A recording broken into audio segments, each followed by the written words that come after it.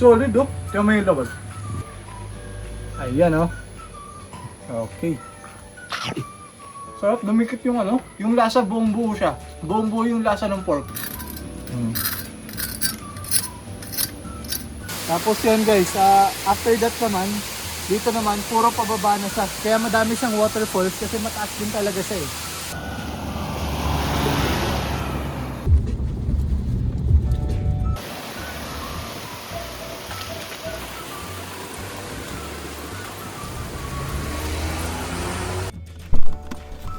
Hi guys! Okay, nandito tayo sa D-Camp Narvaez. This is our second time here kasi natuwa kami sa first time. Right now may thunderstorm pero in this video magluluto tayo ng worth 500 pesos na isang authentic Japanese giant tonkatsu. So abangan nyo in this video. Itutour din namin kayo in this. Maganda yung parking lot nila dito. Maganda, may tree house. Maganda yung mga falls nut sa baba. Mamaya ipapakita ko din sila sa inyo. So just sit back, relax and enjoy this video.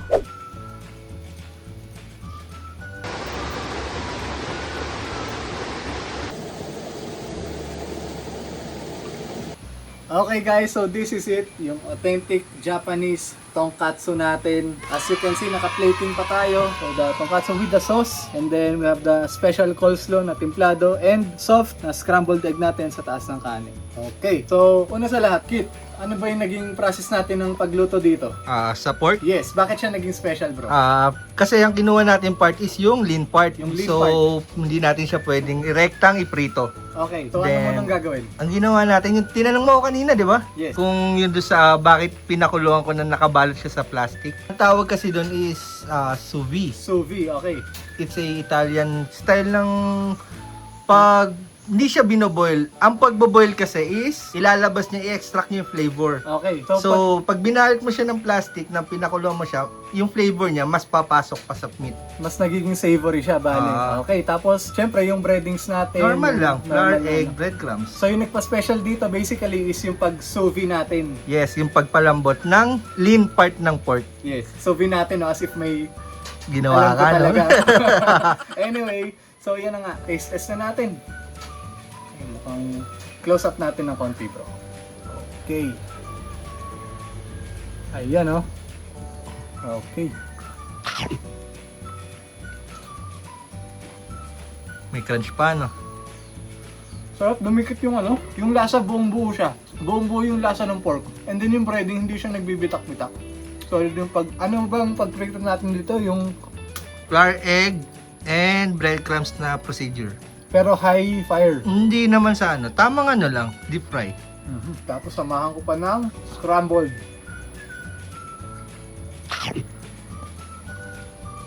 So kwento mo naman sa kanila bro, yung medyo okay na paggawa nung scrambled na ganito. Depende kasi yan sa preference ng kakain. May mga gusto ng pagka-scramble niya is medyo buo, merong soft. Ano yung nilalagay mo dyan, brother? Ito yung special sauce na ginawa ni Kit for this is for tonkatsu. Ano bang ginawa mo dito? Ikaw yung gumawa nito eh. Ano lang siya? Kasi Japanese style ano eh. Kaso ang kulang niyan is dashi. So ang pinalit ko na lang sa dashi is oyster sauce. So it consists of ketchup, soy sauce, oyster sauce, sugar, and pepper. Solid ba, brother? Solid, solid.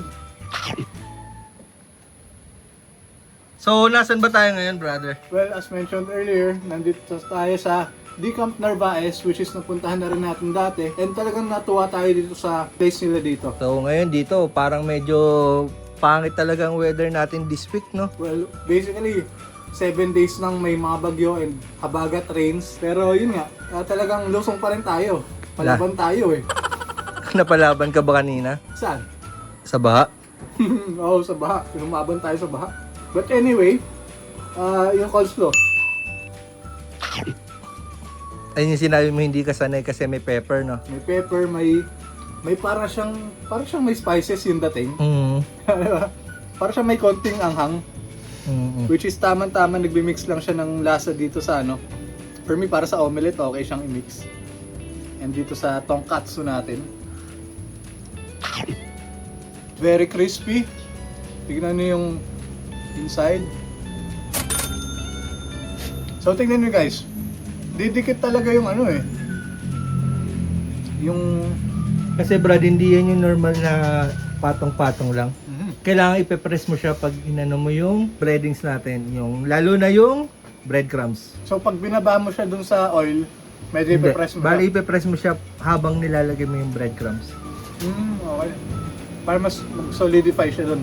Mas dumikit siya. Kasi pangit din yung makapal yung breadcrumbs kasi kakain ng mantika. Kaya kita mo yan, yung gawa natin ito. Pakita mo kung crispy pa rin. Ano na yan? 1 hour na. Siyempre gawin natin. Ayan, pakita natin. Pakita mo bro, sige. Nahiwa yung daliri, no?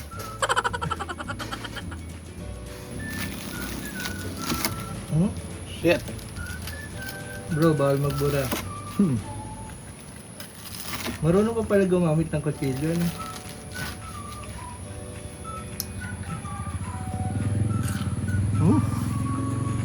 Solid, oh. Kaya may lawal.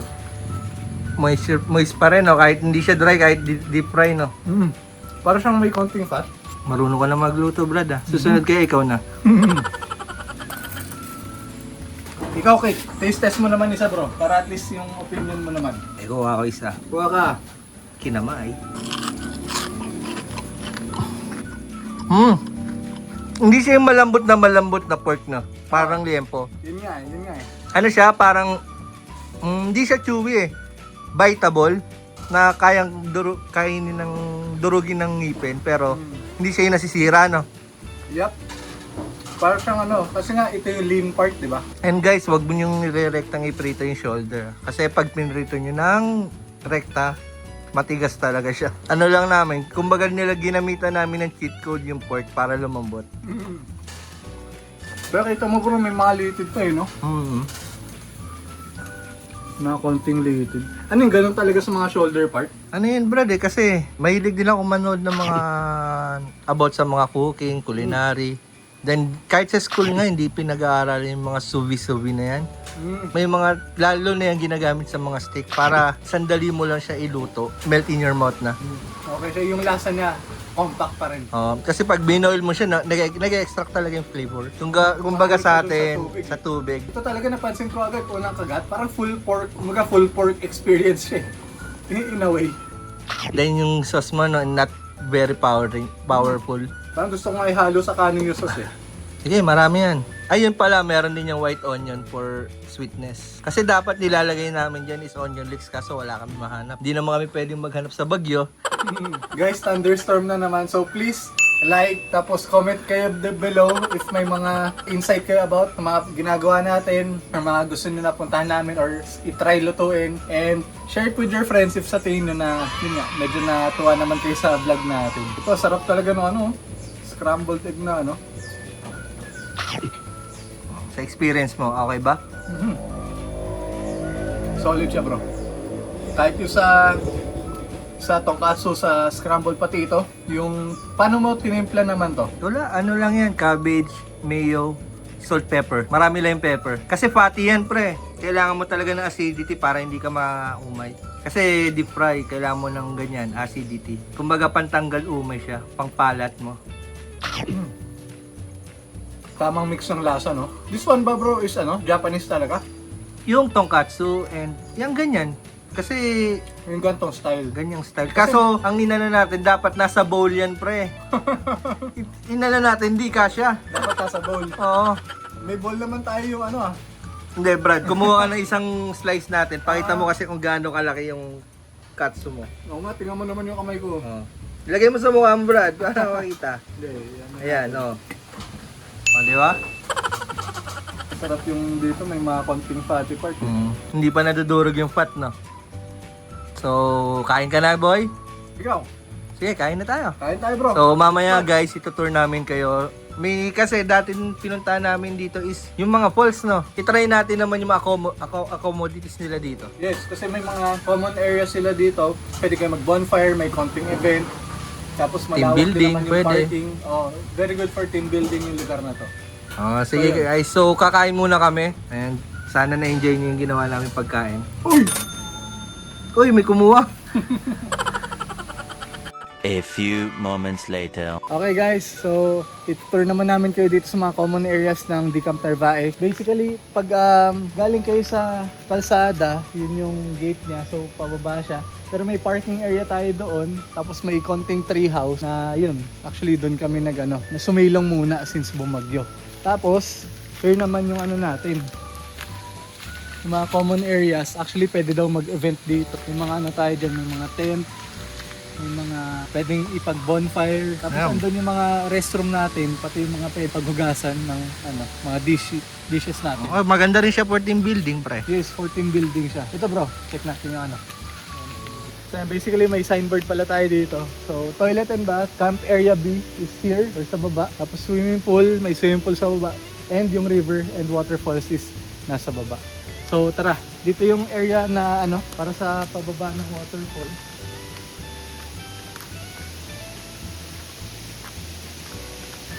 So, na-feature na natin to, pre, no? Yes, Last time. na-feature na natin siya pero hindi yung parang ganito na tour. So tara, tingnan natin to. Since may mga bagyo kasi for 1 week na po, so pagpasensyahan nyo na po yung lagat. Pero normally, if may mag-visit naman, is nililinis nila the day prior. So maganda, tawagan nyo po sila.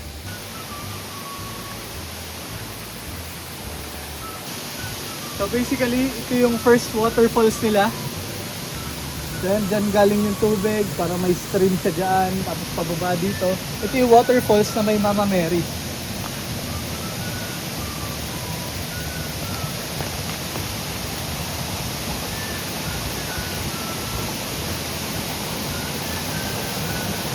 Yan, actually ito si Mama Mary.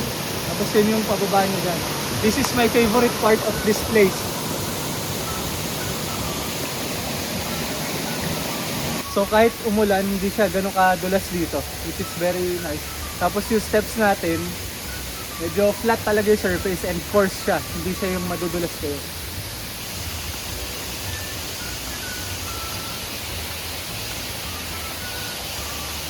Yan bro, so ito yung pinag-swimmingan natin last time. So right now, hindi muna nila inipon yung para sa swimming pool, tinanggal nila. Kasi, pre, delikado rin niya pag nag-overflow kasi. Yun yung mga kahoy, yun pang Kasi nagkakaputik din daw eh. Tapos yun guys, after that naman, dito naman, puro pababa na siya. Kaya madami siyang waterfalls kasi mataas din talaga siya eh.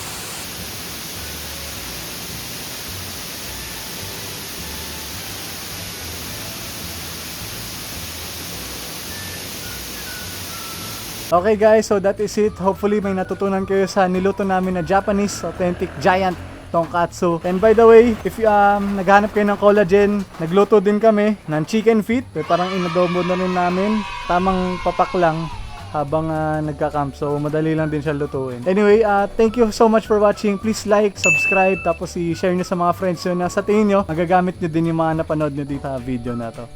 So hopefully next time makapag-swimming na tayo dito sa Camp Narvaez ulit. And thank you so much for watching.